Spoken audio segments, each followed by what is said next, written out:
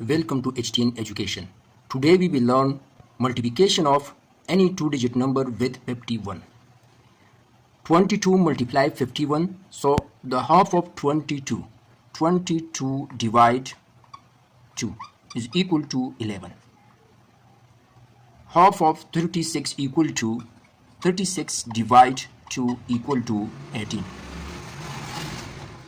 Half of 44 equal to 22. Write 11, 18, 22.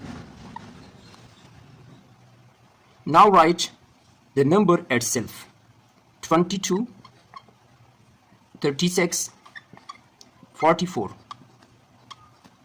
So the answer of the first question: 1122, 1836, 2244.